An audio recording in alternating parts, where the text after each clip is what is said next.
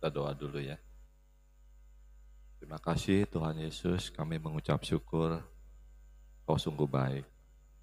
Terima kasih kiranya Tuhan urapi setiap kami dengan Roh Kudus-Mu, supaya kami tadi sudah baca firman Tuhan, kami boleh mengerti, menyambut firman, dan kami beroleh kesukaan di dalam Tuhan. Terjadi pelipat gandaan dalam hidup kami, sehingga orang mengenali bahwa kami adalah anak-anak kesayangan Bapa sendiri. Di dalam nama Tuhan Yesus kami berdoa dan mengucap syukur. Amin. Ya, shalom saudara. Ya, jadi ini tentang perumpamaan-perumpamaan. Nah, kita dapat satu hal yang baru, ya, selalu baru rahmat Tuhan. Ya, setiap pagi rahmatnya selalu baru. Amin ya. Nah, saudara, jangan menjadi orang yang jahat. Ya, tadi dikatakan banyak orang jahat tuh di kata-kata terakhir. Kenapa bisa jahat? Bapaknya ngomong, Bapak di sorga ngomong, gak dipedulikan. Siapa Bapak? Tuhan yang menjadikan langit, bumi dan seluruh isinya ini. Kalau orang pejabat di sini ngomong, terus kira-kira ada yang gak peduli, ada yang melengos gitu, ya kan? Kira-kira bisa marah gak dia? Ya, atau mungkin dia ngomong di sini itu ribut sendiri, ngobrol sendiri, sibuk sendiri. Saudara bisa bayangin ya. Di sini kalau kita dengar firman, Bapak yang ngomong, kalau kita nggak dengerin, kayaknya bahaya juga. Ya. Maka itu saudara belajar menjadi tanah yang baik, supaya ketika benih yang baik firman Tuhan ditaburkan, benih itu jatuh di tempat yang subur, di tanah yang subur. Ya, ini kita judulnya aja menjadi tanah yang baik, ya, menjadi gandum, pohonnya besar dari biji sesawi, terus sama ikan yang baik. Nah, rahasia ketika firman disampaikan, saudara, di sini ada 4, ya, ada 4 kondisi di mana ketika firman disampaikan, 4 kondisi ini terjadi. Ya, pinggir jalan, tanah yang berbatu-batu, di semak duri, dan tanah yang baik. Jadi saudara, benih itu nggak ditaburkan satu biji, ditaburkan dalam bentuk yang banyak. Ya, cuman sayangnya ketika ditaburkan, ada yang jatuh di pinggir jalan, ada yang jatuh di berbatu-batu, ada yang jatuh di semak duri, ada juga yang di tanah baik. Beda kalau di suatu tempat ladang semua, tanahnya sudah digemburkan, sudah baik, sehingga ketika ditaburkan pasti jatuhnya baik, ya kan? Sudah digemburkan. Tapi kalau seperti di sini, kondisi firman ditaburkan, nah ini yang terjadi, bisa di pinggir jalan. Ya, apa yang dimaksud dengan di pinggir jalan? Dikatakan tadi ketika benih itu jatuh di pinggir jalan, yang terjadi apa? Burung langsung memakannya. Atau diumpamakan arti dari yang Tuhan Yesus katakan, ada si jahat yang mencuri. Karena dia tidak mengerti. Nah saudara, itu yang terjadi juga. Ketika firman disampaikan, pasti ada yang benih di pinggir jalan. Nah, jadi kondisinya seperti apa? Ternyata ketika firman disampaikan, ada si jahat yang siap-siap untuk mengambil. Ada siap yang mau mencuri. Gimana Pak supaya enggak dicuri? Tuhan katakan di dalam firman-Nya, berusaha untuk mengerti. Amin saudara. Jadi ketika firman ada, tangkap. Jangan dibiarkan saudara, nggak apa-apa dah kalau saya nggak ngerti. Jangan, usahakan saudara tangkap. Kalau jatuhnya di pinggir jalan, ini kok ada benih yang di pinggir jalan, saya pungut saya masukin ke tanah yang baik. Bisa gak? Bisa. Jadi saudara, di sini ada upaya kita. Supaya kalau benih yang di pinggir jalan itu kan saudara nggak mau benih itu sia-sia. Kan udah ngeluarin biaya. Udah dateng, udah pakai ongkos, udah ngabisin waktu. Ya kan? Nah jadi upayakan kalau ada benih, yaitu firman Tuhan, jangan jatuh di pinggir jalan. Saudara ambil lagi. Saudara masukin ke tanah yang baik. Jangan sampai burung itu mengambilnya. Amin saudara. Pendemin di tanah yang baik. Pendemin di hati saudara. Sehingga benih itu tidak ada di batu, di pinggiran, di tanah yang bisa langsung dicomot. Ambil buru-buru. Masukin ke tanahmu. Masukin ke hatimu. Pahamin itu. Minta tanya Tuhan Roh Kudus, Tuhan saya mau mengerti firman ini. Itu yang pertama. Juga ketika ditaburkan benih itu, ada yang jatuh di sela-sela batu. Masuk, tapi tanahnya tipis. Dan kena matahari pula. Belum tumbuh berakar yang bagus, udah mati. Batu itu juga menghimpit. Tadi dikatakan batu itu juga sifatnya penindasan, tindihan. Juga bicara tentang persoalan hidup. Ketika kita mendapatkan firman, ada persoalan hidup, kita nggak ingat firmannya karena firman itu nggak berakar.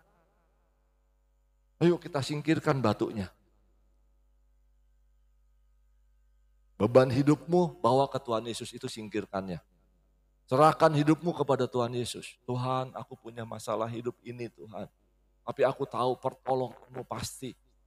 Pertolonganku di tempat maha tinggi seperti lagu tadi. Amin saudara. Nggak cari manusia, carinya Tuhan. Karena Tuhan Yesus sanggup. Tidak ada yang mustahil bagi Tuhan. Saudara, juga ini bicara tentang tanah yang tipis. Ketika tanah tipis, jangan saudara, kasih tanah lagi. Batunya singkirin, bawa ke Tuhan Yesus itu singkirinnya. Tapi kasih tanah lagi. Gimana cari kasih tanah lagi? Renungkan lagi firman Tuhan. Kasih tanah yang baik. Biar benih itu tumbuh. Renungkan, gali firman. Seperti di Mazmur 1. Dia merenungkan firman itu siang dan malam. Ya saudara, itu yang membuat kita ketika ada di atas batu-batu, pasti ada persoalan. Batu itu adalah bicara tentang persoalan hidup. Tindih yang menindih bebanmu. Amin saudara. Matahari itu bagus sebenarnya. Tapi karena tidak berakar, jadi membunuh benih itu. Karena panas, busuk dia atau kering. Nah makanya perlu tanah, perlu meditasi, perlu merenungkan firman Tuhan. Itu yang kedua. Yang ketiga, ketika saudara dengar firman, saudara keluar, ya. Nah ini bicara, ada satu lagi yang saya dapatkan tentang berbatu-batu.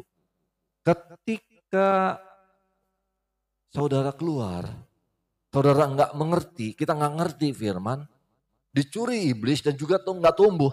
Begitu firman dikatakan, apa tadi firman Tuhannya? Tunggu saya mikir dulu. Udah kecuri, udah nggak tumbuh. Nah jadi saudara pastikan tadi tangkap firmannya. Ya, nah kita masuk ke semak duri yang ketiga. Nah di dalam kehidupan kita saudara ternyata semak duri ini berbicara dua. Tadi dikatakan di dalam firman Tuhan ada satu kekhawatiran hidup, betul ya. Yang kedua, tipu daya kekayaan. Jadi kesusahan juga repot, jadi masalah. Yang kedua, kekayaan pun jadi semak duri. Jadi dua saudara. Jadi orang yang susah nggak punya apa-apa juga susah. Lebihan juga susah, jadi dua-duanya susah. Kekhawatiran akan ekonomi, kekhawatiran akan kekhawatiran terhadap hidup, masa depan, itu kekhawatiran saudara. Itu semak duri ternyata. Tapi kekayaan juga semak duri. Nah saudara, jadi kalau ada kekhawatiran hidup, jangan jadi terlalu cemas. Kenapa? Pak saya nggak bisa ini kan masalahnya udah terlalu, saudara, bukankah Tuhan Yesus sanggup? Nah maka itu saudara kita semua harus kalahkan semak duri itu. Kita harus kikis semak duri itu. Kita harus bawa semak duri itu kepada Tuhan Yesus juga. Sama seperti tadi batu, sifatnya sama. Semak duri juga sama. Kita harus papas. Kalau ada persoalan hidup, kita bawa ke Tuhan Yesus. Kita berserah sama Tuhan Yesus. Tuhan tolong nantikan Tuhan. Ya, lagu tadi tuh udah jawabannya deh.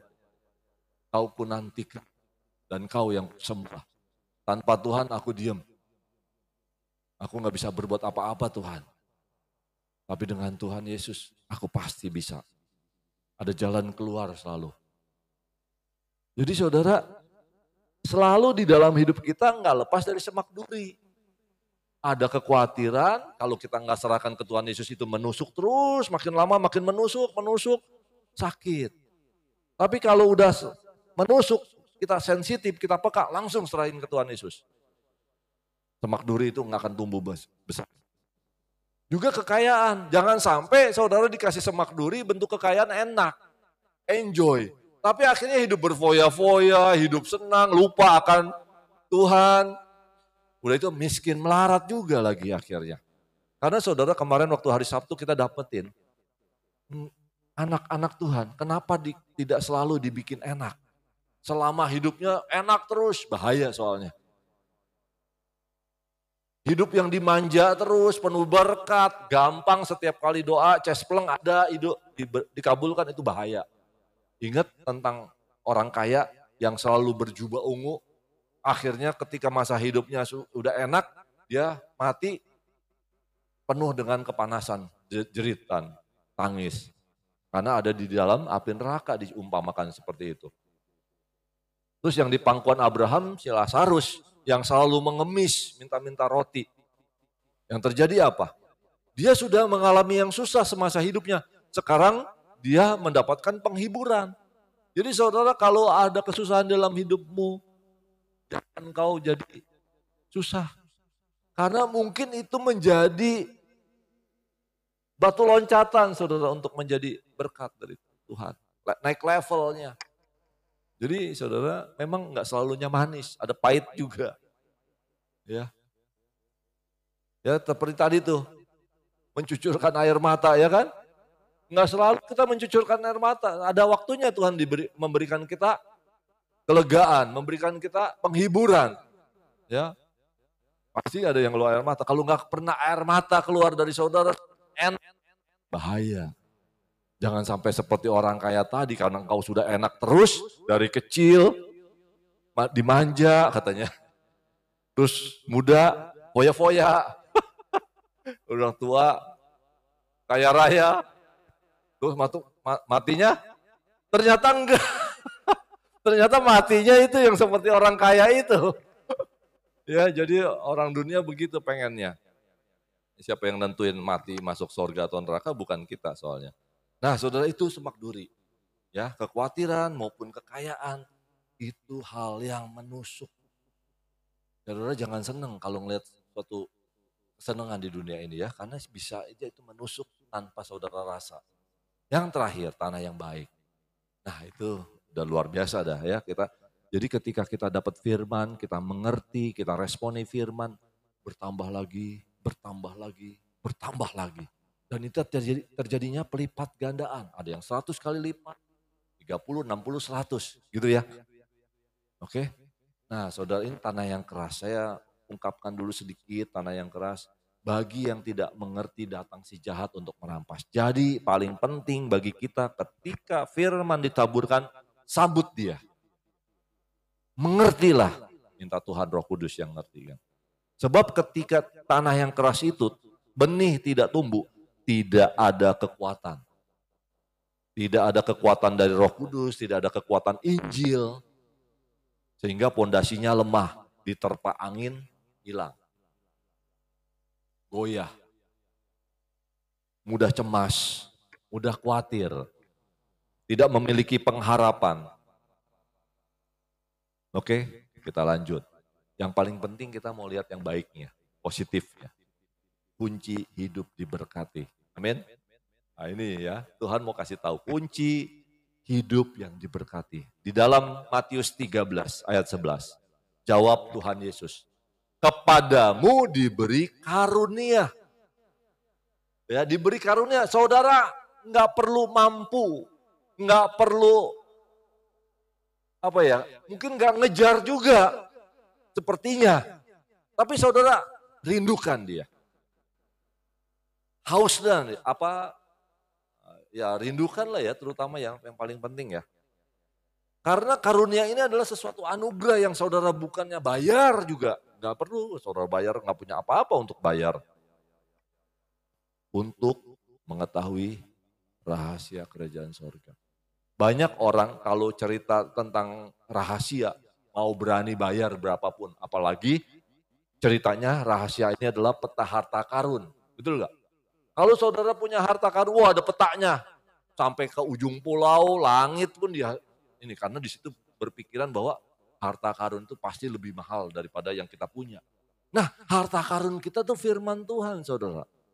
Saudara harus siap seperti kayak ladang tadi ketika didapetin, ada mutiara. Saya tutupin supaya orang lain nggak tahu, saya jual harta saya. Tujuannya apa? Supaya saya dapat harta itu, supaya saya dapat tanah itu berikut harta karunnya.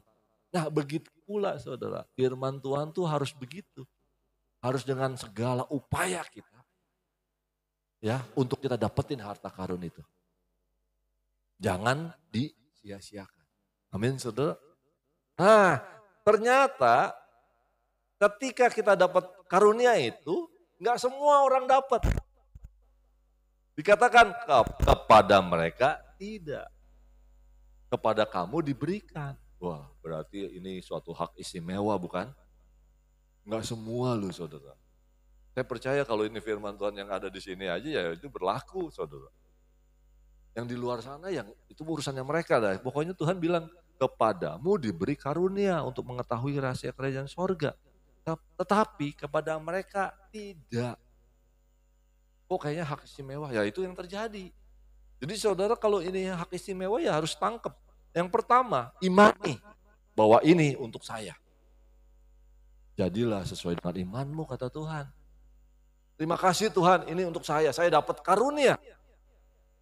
Mengetahui rahasia kerajaan sorga. Yang kedua, sifat karunia itu diberi, tapi juga harus diraih. Harus dimiliki, jangan misalnya, udah dah gak apa-apalah. Taruh di mana aja sembarangan, dia pungut orang. Diambil, ini karunia harus jadi mutiara yang indah yang saudara rasakan. Ini menjadi permata hatiku. Wah, Tuhan Yesusnya saudara. Amin saudara. Nah, kunci hidup diberkati lanjutan. Karena siapa yang mempunyai, kalau saudara punya karunia ini, kalau saudara punya hikmat ini, kepadanya akan diberi. Dikatakan apa? Sehingga nggak diberi secukupnya saudara. Kamu butuhnya satu ya. Kamu butuhnya tiga, ya ketiga. Enggak. Ketika saudara punya, diberikan lagi, diberikan lagi, diberikan lagi, diberikan terus menerus. Sampai apa? Itu sifatnya Tuhan. Murah hati. Jadi kalau saudara terima firman, saudara bilang enggak cukup. Aku masih mau Tuhan. Aku masih lapar Tuhan. Aku masih haus Tuhan. Aku mau deket terus Tuhan sama Engkau. Enggak mau yang lain deh. Dunia ini sia-sia, semuanya fana. Emas juga fana, rumah juga fana, bisa hilang. Tapi Engkau Tuhan enggak. Nah saudara itu yang akhirnya Tuhan tambahkan lagi, tambahkan lagi, tambahkan lagi. Jangan seperti tadi di pinggir jalan, jangan. Buru-buru raih. Batu-batu jangan. Jangan sampai ada beban menghimpitmu, ya udahlah. Enggak, raih Tuhan. Karena dikatakan sifatnya apa? Karena siapa yang mempunyai, ia akan diberi terus. Diberi lagi, diberi lagi. Murah hatinya Tuhan. Pengertianmu gak akan cuma sampai dangkal di dalam Tuhan. Pengenalanmu akan Tuhan Yesus akan terus diberi lagi. Sampai engkau kenali aku, kata Tuhan. Sama seperti aku mengenali kamu sampai sedalam-dalamnya. Tapi sifat yang kontradiktif, yang tidak punya, ambil. Meskipun dia menganggap itu juga saya punya, hilang juga. Sekalipun dia menganggapnya punya, hilang. Nah, kunci diberi sampai kelimpahan ini ada di Lukas 8 ayat 18, saudara. Ya ternyata kita nggak cukup ketika kita gali firman. Ini Matius 13 ayat 12. Tuhan bukakan lagi. Ada satu orang yang membukakan, yang dapat hikmat dari Tuhan Roh Kudus. Kau baca dari situ kata Tuhan. Lukas 8 ayat 18, apa ya? Di situ kan, karena itu perhatikanlah cara kamu mendengar. Jadi saudara, untuk mendapatkan kasih karunia itu, yang paling penting telinga kita ternyata. Telinga hati dan telinga fisik. Semua, karena itu jendela untuk masuk ke dalam hati kita. Ya saudara, ternyata dimulainya dari respon kita, antusias kita. Ketika kita mendengar Bapak ngomong, ya Tuhan, aku mau dengar. Ada satu rasa, ada rasa haus, ingin dekat sama Bapak, ingin dengar suaranya. Aku tidak mau dengar kata dunia deh. Malah itu mah negatif semua. Aku mau dengar apa kata Bapak. Bapak, Engkau cukup berfirman. Engkau kuberkati. Cukup itu Tuhan. Apapun masalah gonjang-ganjing di dunia ini, aku terima berkat dari Tuhan. Tuhan ngomong, Engkau hambaku yang baik. Engkau anakku yang berkenan. Cukup itu aja dah. Semuanya pasti persoalan beres. Saudara, kejar itu. Jadi perhatikanlah cara kita mendengar. Mendengar siapa? Hanya firman Tuhan, hanya perkataan Tuhan. Inilah kuncinya. Ketika saudara meresponi, mendengar dengan baik, mengertinya, berusaha untuk mengerti juga karena ada Tuhan Roh Kudus yang memberikan pengertian. Karena siapa yang mempunyai, kepadanya diberi. Diberi. Diberi. Sehingga berkelimpahan. Saudara, hatimu itu luas, lebar, dalam, tinggi, dan sanggup menampung semua kasih karunia Tuhan. Hikmat Tuhan. Nggak akan bilang, Tuhan penuh. Dia sanggup mendapatkan semua karunia Tuhan. Bahkan ada yang meneliti, otak kita aja nggak sampai 5% dipakainya. Apalagi hati kita, siapa yang tahu. Begitu luas, begitu dalam. Tapi sanggup Roh Kudus, Tuhan Roh Kudus tinggal di dalam hati kita. Karena yang paling luas itu, kalau pikiran kita masih sempit, saudara, meskipun dipakainya baru 5%, betul nggak? Tak terbatas pikiran Tuhan, tapi pikiranku nggak bisa nyampe, kata pemazmur. Tapi hati kita, kata Tuhan, bahwa kamu adalah Allah, Roh Allah diam di dalam kamu. Nah, itulah hati kita yang tidak terbatas mau tinggal di dalam diri kita. Tuhan Roh Kudus. Amin ya. Jadi saudara upayakan bahwa saudara berfirman pernah biasa water hilang. Karena begitu ada batu di situ, aduh, mati firman-Nya. Amin ya saudara.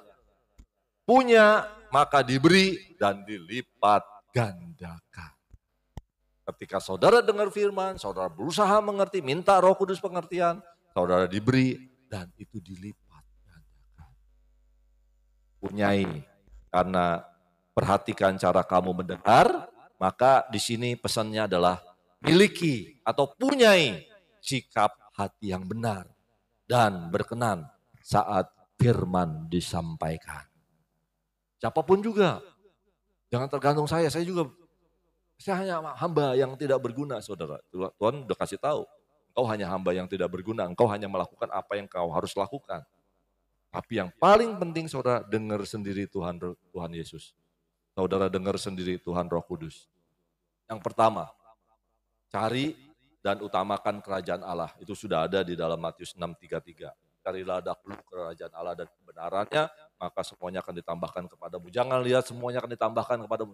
Perhatikan cara kita, apakah kita sudah mendahulukan kerajaan Allah dan kebenarannya, itu yang paling pertama. Karena indikatornya jelas, hidup yang berkelimpahan yang Tuhan berikan. Itu dulu saudara. Yang kita lakukan apa? Prioritas Tuhan. Utamakan Tuhan Yesus. Carilah pagi-pagi, jangan cari yang lain. Cari kerajaan Allah dan kebenaran, itu yang pertama. Firman-Nya pasti akan digenapi dalam hidup kita. Ya, masalah bumi yang zaman yang gak jelas ini saudara, dibikin jelas sama Tuhan. Usahamu Tuhan berkati. Ya, jalanmu dibuka pintunya, gak ada yang berani nutup. Engkau dinaikin, gak ada yang berani nurunin. Itulah firman Tuhan. Tapi perhatikan pertama, utamakan kerajaan Allah dan kebenarannya. Ini sudah berulang-ulang, tapi udahlah. Tetap ini enggak, firman Tuhan soalnya enggak berubah. Dari dahulu sampai sekarang. Cuman masalahnya respon kita nih ya, entar naik, entar turun. Kayak kita punya mood. Moodnya enak, enggak enak. Makanya tuh kayak tadi dengar firman, bisa jatuh di pinggir jalan, entah bisa jatuh di batu-batu, entah bisa, gitu saudara. Makanya kita harus konsisten terus bagaimana memastikan setiap benih jatuh di tanah yang baik. Dari sekian banyak urusan di dalam dunia, cari dan utamakan kerajaan Allah, kerajaan sorga. Yang kedua, ini juga yang tadi disampaikan, miliki rasa lapar yang benar-benar lapar, seperti saudara kalau puasa mungkin berapa hari ya, benar-benar lapar begitu. Atau haus berapa jam atau berapa hari juga nggak minum, kan nggak bisa juga, sampai kering gitu. Jadi kalau misalkan ada busa itu kalau diperes sampai kering, begitu masuk air langsung dia serap airnya sebanyak-banyaknya. Nah, miliki sifat itu. Makan sebanyak-banyaknya, minum sepuasnya. Harta yang tidak ternilai itu. Bukannya buffet, makan sepuasnya tapi bayarnya sekian, udah kenyang, begah, udah selesai. Perut ada batasnya. Tadi diperhatikan, kalau saudara makan banyak firman, kalau saudara minum firman Tuhan, enggak akan pernah meluap, enggak pernah akan, waduh begah, cukup Tuhan cukup, enggak, mampu saudara. Tak ternilai, hartanya tidak ternilai.